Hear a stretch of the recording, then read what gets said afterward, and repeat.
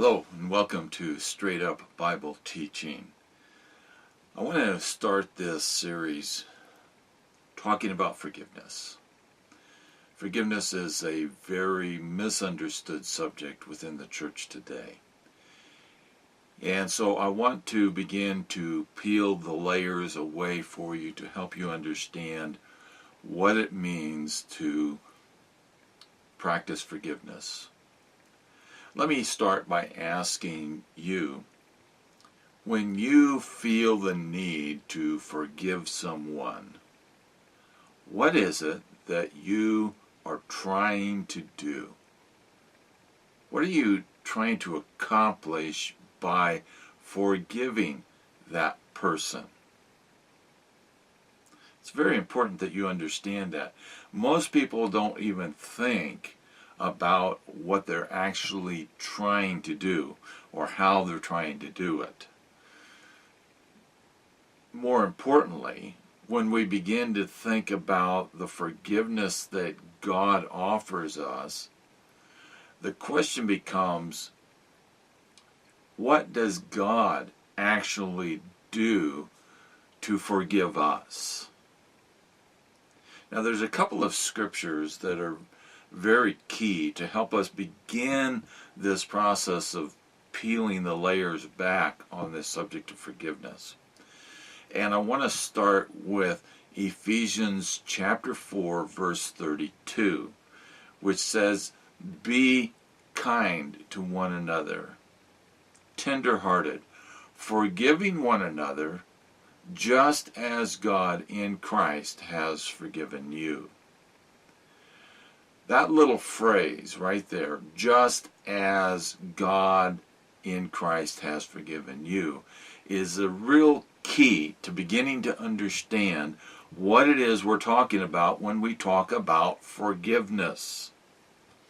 Because in that verse, we are told that the method or the means by which we forgive is supposed to be the same means by which God forgives us. So let's ask the question then. How does God forgive us? What is He doing to forgive us? Or what has He done to forgive us? From God's perspective, on His side, what is taking place? If you go to God and you say, "I recognize I've sinned, please forgive me," what is it that you're expecting God to do for you? And how does He accomplish that? See, that is not a subject that has been well understood by mankind. Mankind has not understood it very well. In fact, the concept of forgiveness is not even a universal concept. There are cultures in this world where they do not even have a word in their language to express the idea of forgiveness. So they don't practice forgiveness. I don't know what they do, but they do not practice forgiveness because it's not a concept within their culture. Which tells us right away that the idea of forgiveness was not man's idea. Forgiveness is God's idea. God is the one who came up with it, and therefore God is the one who has to define it for us, who has to illustrate it for us, who has to model it for us. And so we come back to this question, what then is God doing when you ask Him to forgive you? What is going on in that whole process? You know, sometimes I've been in seminars where the teacher has been teaching on forgiveness, and one of the questions that is asked early on is, why does God forgive us? And the hands go up all over the place, and people will say, typically, because He loves us. And He does love us. And that's a subject we will get into before we get real far into this series of teaching. But that's not why he forgives us. It's the motivation behind what he has done to forgive us, but it's not why he forgives us. So forgiveness is a concept that we need to begin to understand. We need to peel it apart.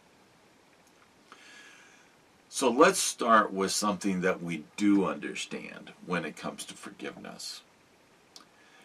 If, let's say, you owe the bank a large amount of money. You've borrowed money from them. And it's time to pay it off. But you don't have the money to pay it off. What do you do?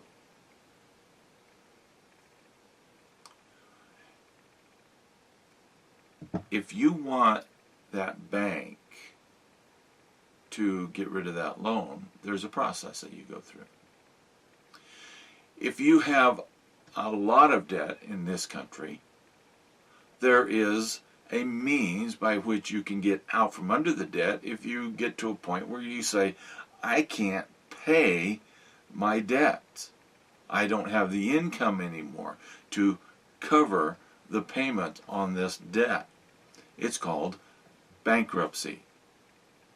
And you can file for bankruptcy protection, which means your creditors, those that you owe the money to, are going to have to do something other than getting money from you in order to balance their books.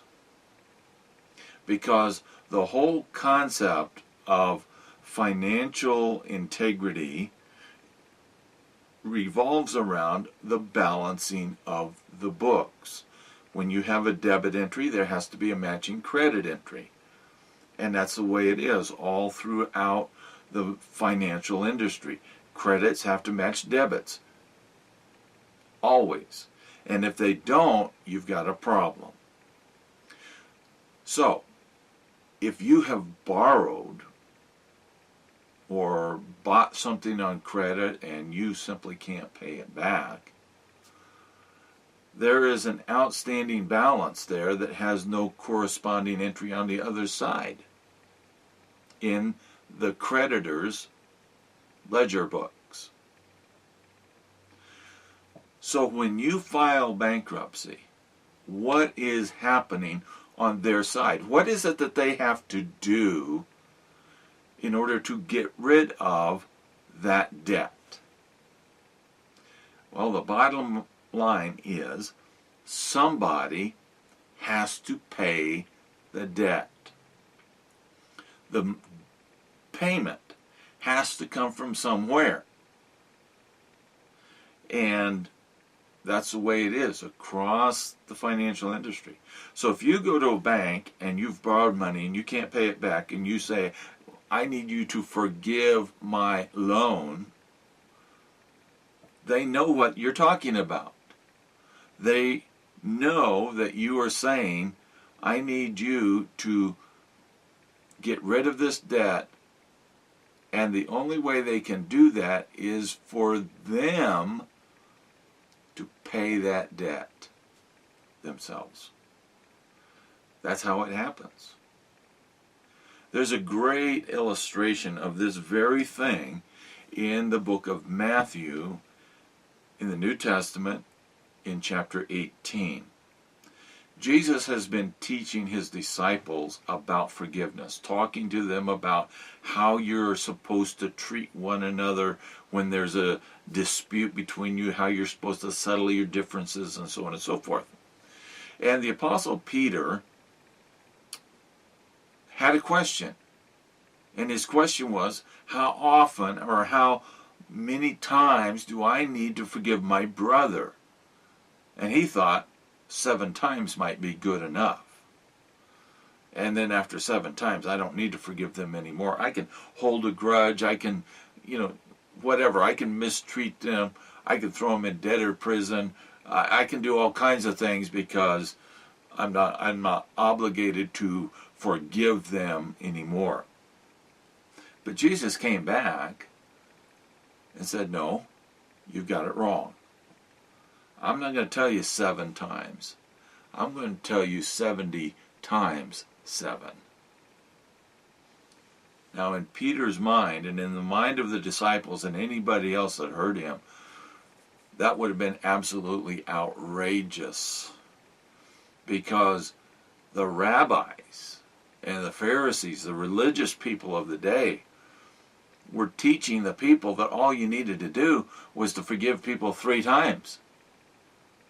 3 times. And then you could take their head off, so to speak. You could let them have it for whatever offense they have done to you. And you don't have to forgive them anymore because you've done it 3 times. And here Jesus is saying, no, that number is way, way, way too low.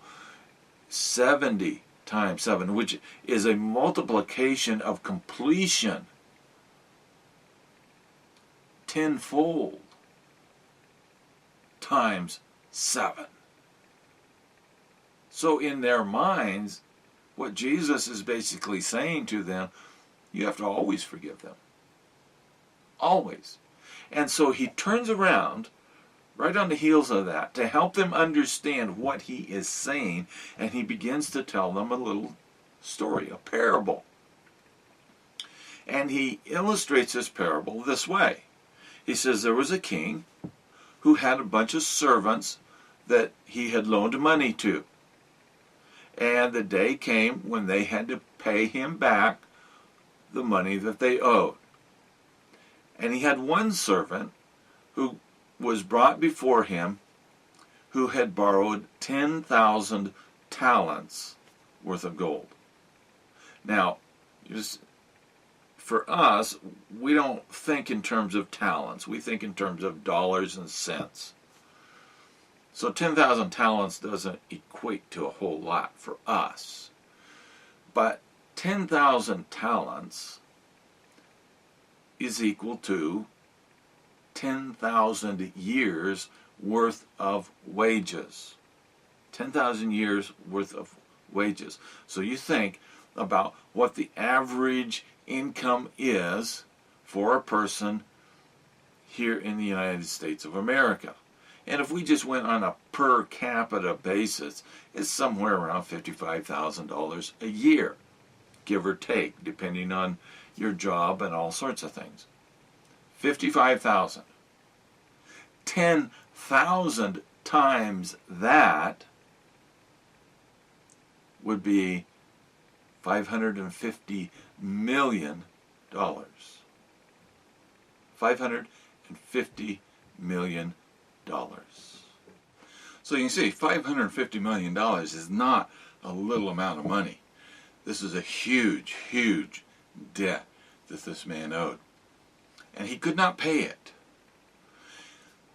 Instead of asking for the debt to be wiped out, this man simply asked for more time. More time. And he said, if you'll just give me more time, I'll pay it all off. But his master knew there was no way this person would ever be able to pay off this debt. And so he forgave him the debt. When the man left, he went out and he found one of his fellow servants, another man that he had loaned some money to. And this man owed him 100 denarii. 100 denarii. Say, how much is that? Well, a denarii was 1 day's wages. So if you went out and you worked for somebody for a day, you got paid 1 denarii. So it was a day's wages. So whatever a day's wages is for you, that you could equate it to that. Well, this guy owed 100. Well, here in America, that would be approximately 5 months worth of wages. About 20 weeks worth of wages. Not a whole lot. Not an insignificant amount, but not a huge amount either. Not like the $550 million this guy owed. And when this fellow servant could not pay him the 100 denarii, the fellow servant did exactly what the first guy had done. He simply asked for more time. Just give me more time. I'll pay it all back. I just need a little more time. And this man, the first one, who had been forgiven the enormous debt that he owed, was unwilling. And he began to choke him, and he commanded that he be thrown into prison and that his wife and children be sold into slavery in order to pay him what this man owed. When his master heard it, because the other slaves, the other servants went and told the master what had happened. And he called this man in that he had forgiven this massive amount of debt to.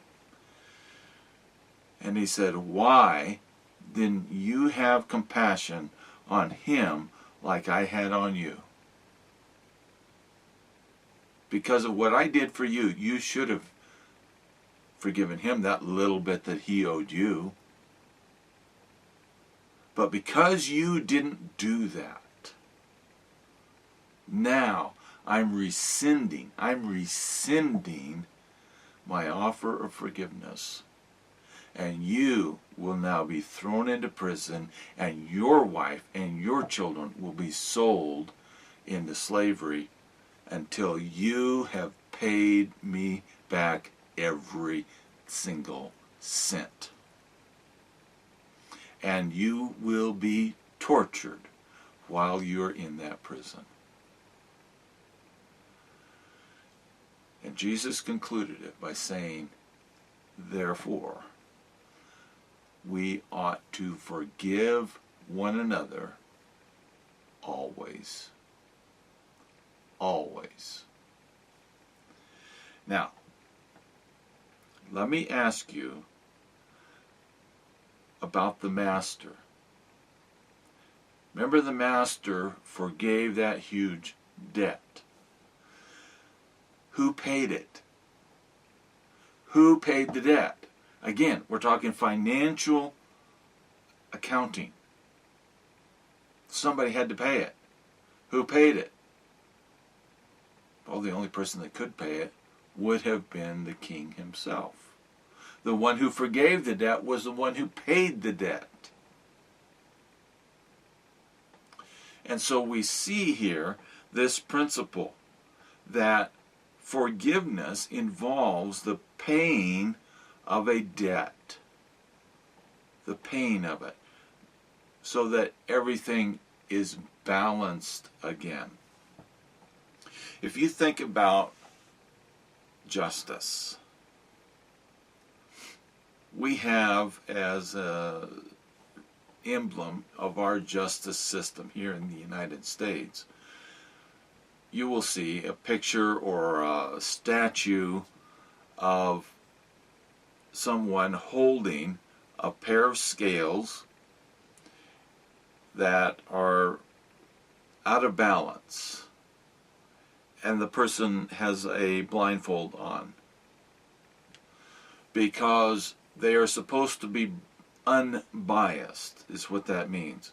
It's unbiased. It's simply trying to bring these scales of justice back into equal balance once again.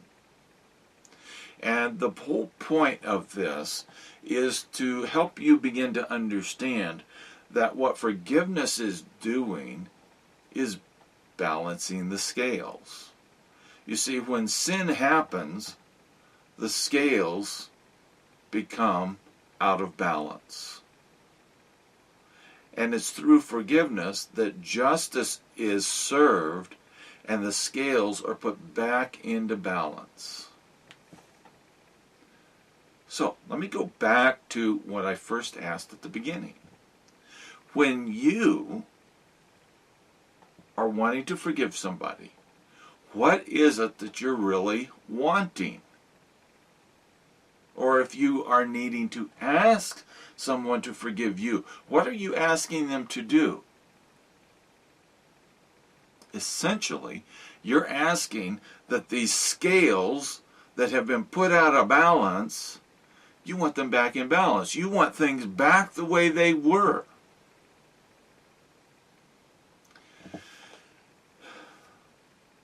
Here's what's important to understand. In most cases, what people are trying to do when they forgive someone is they're trying to get back to that balance point again. So, how do they do it? Typically, they will try to forget about what the person did against them. They'll try to forget it. They'll try to minimize it. They'll try to think of it in a different term. They might try to understand it in some way. And what they want is they want to go back to the place where they could think about and feel about that person in the exact same way they did before that person sinned against them. That's what they're after. And so they will try, and they will do all kinds of things to try to get to that point where they can feel the way they used to feel, think the way they used to think, and treat that person in the same way they used to treat them before the sin happened. But that is a difficult task. Very difficult. Because it doesn't work. We're not capable of doing that. We're not capable of just forgetting what somebody did. One of the things that you might hear a lot in Christian circles or even in the world regarding forgiveness is just let it go, and let's move on. It sounds great. It sounds like that's what we ought to do. But you see, that doesn't work in any other arena. Let's take the banking example once again. If you owed the bank a bunch of money and you couldn't pay it, the bank is not going to say to you, let's just forget it and move on. No, it doesn't work that way. Think about God. And let's just take Adam and Eve as an example. When Adam and Eve sinned, did God come to them in the garden and say to them, you know what, I really love you guys. Let's just let it go and move on? No, he didn't. He didn't do that.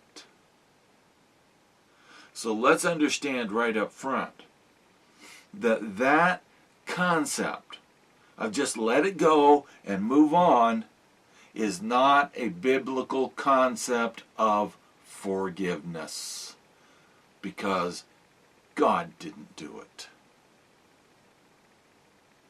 Okay? Go back to Ephesians 4:29. Forgive one another just as God in Christ has forgiven you. Just as God forgave you. He did not say, let it go and move on. He didn't say, let's just forget about it. He didn't say, let's pretend it didn't happen. He didn't say, it wasn't that big of a deal. He didn't say, it's not that bad. He didn't say, it could have been worse. He did not do all the kind of things that we do when we try to forgive someone who sinned against us, or what we're wanting someone else to maybe say to us when we sinned against them. That's not the way God handled it. And if that's not the way God handled it, then it's not going to work for us either. So, forgiveness. It's not man's idea. It was God's idea. And there are a lot of things that do not constitute forgiveness. You might hear someone say, I'm just a forgiving person. Typically that's not true.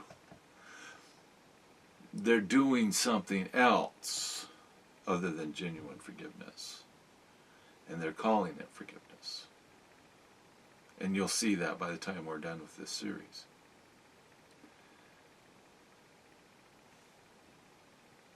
There's a reality to what forgiveness really is.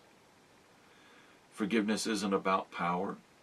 Forgiveness, people don't have a spirit of forgiveness. That's not the way it works. Forgiveness is something that God designed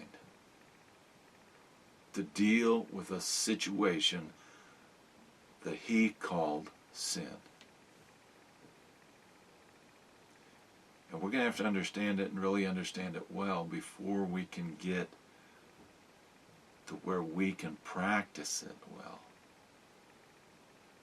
And that's what people need from us, is that ability for us to practice forgiveness well so that we can establish good, healthy, loving relationships with one another.